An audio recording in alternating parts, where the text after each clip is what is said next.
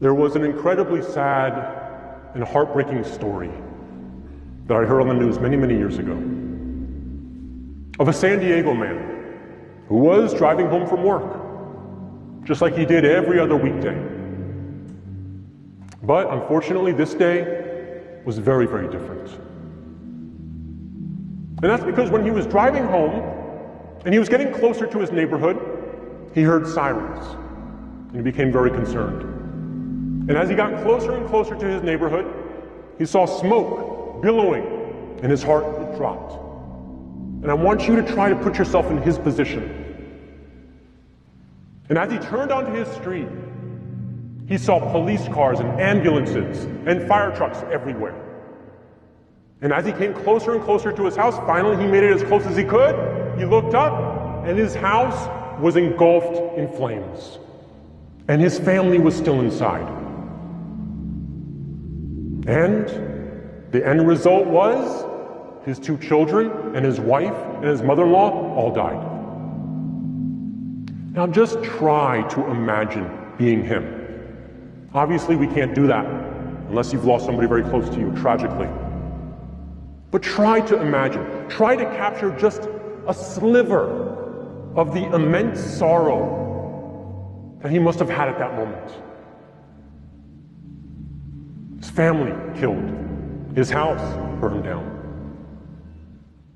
Now, listen to this hadith of the Prophet, peace and blessings be upon him. He said, the person that misses the Asr prayer, it's as if they lost their family and all their wealth.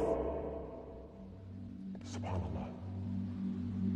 How can we, after hearing this hadith, ever miss another Salah again?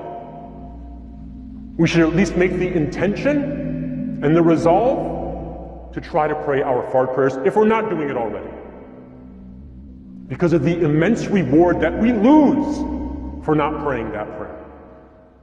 And perhaps the tremendous amount of punishments that will come to us for deliberately missing that prayer.